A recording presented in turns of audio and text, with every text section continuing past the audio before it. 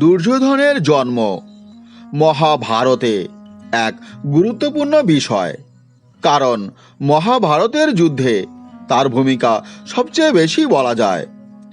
গান্ধারীর যে শতপুত্রের জননী হয়েছিলেন, দুর্যোধন তার মধ্যে সবচেয়ে বড় ছিলেন। এখন প্রশ্ন হলো যে দুর্যোধনের জন্ম কিভাবে হয়েছিল। তার আগে হ্যাঁ বন্ধুরা, যারা আমার চ্যানেলে নতুন তারা অবশ্যই এই চ্যানেলটি সাবস্ক্রাইব করে নেবেন। তো বন্ধুরা, চলুন জেনে নেওয়া যাক দুর্যোধনের জন্ম রহস্য।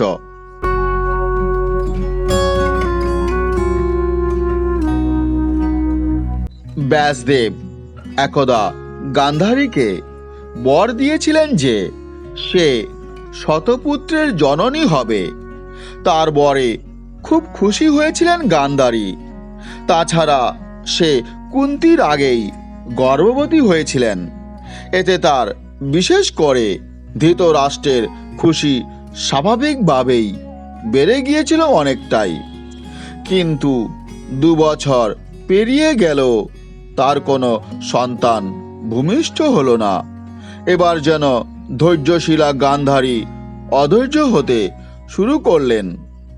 মনের মধ্যে তার শুরু হলো ছটফটানি। তার মধ্যে কুন্তিও আবার গর্ভবতী হলেন, আর গান্ধারীর ছটফটানি যেন এবার বেড়ে গেল শতগুণ। অবশেষে যখন সে শুনল যে যুধিষ্ঠিরের জন্ম হয়েছে, তার সব ধৈর্যের বাঁধ ভেঙে গেল। সে আগে গর্ভবতী হয়েও সন্তান লাভ আগে কিন্তু কুন্তিই করল। তাহলে যে ব্যাসদেব তাকে বর দিয়েছিল যে সে নাকি শতপুত্রের জননী হবে, কি হলো তার?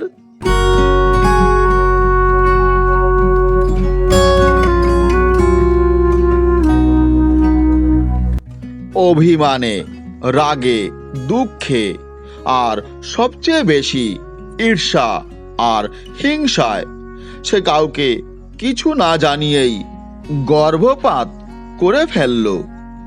গর্ভপাতের ফলে লোহার মতো শক্ত মাংসপিণ্ড বেরিয়ে এলো তার গর্ভ থেকে।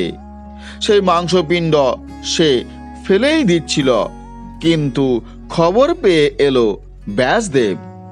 আমার আশীর্বাদ কখনোই মিথ্যা হবে না, ব্যাসদেব বললেন।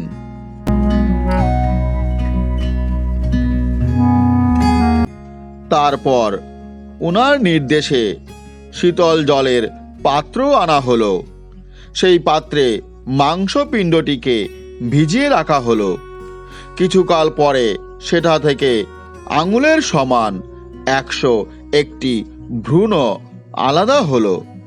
তখন ব্যাসদেব 101টি ঘিয়ের কলসি আনলেন, আর তাতে ভ্রূণগুলোকে ভিজিয়ে রাখলেন।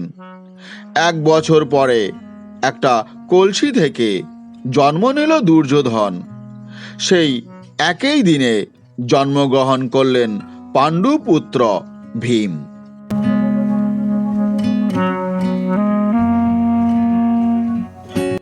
দুর্যোধন জন্মানো মাত্র গাধার মতো চিৎকার করে উঠল।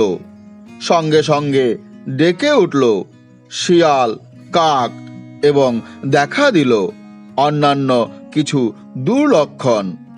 ধৃতরাষ্ট্র ভয় পেয়ে বিদুরকে জিজ্ঞাসা করল, পাণ্ডুর বড় ছেলে যুধিষ্ঠির তো রাজা হবে, কিন্তু তারপর তো আমার পুত্রই রাজা হবে, তাই না?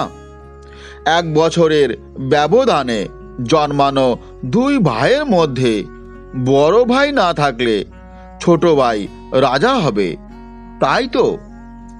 এই প্রশ্নের অর্থ কি এটা নয় যে ধৃতরাষ্ট্র যুধিষ্ঠিরের মৃত্যুর কথা ভেবেছিল? পুত্র স্নেহে অন্ধ ধৃতরাষ্ট্র এই যে মনের কালো দিক, সেটাও দেখতে পাওয়া যায় দুর্যোধনের জন্মানোর শুরুর মুহূর্তে।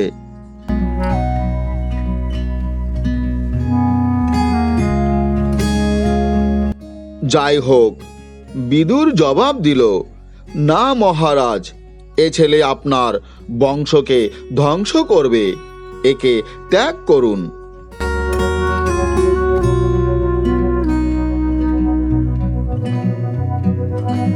আজ এ পর্যন্তই। ভিডিওটি ভালো লাগে থাকলে অবশ্যই লাইক, শেয়ার এবং কমেন্ট করবেন।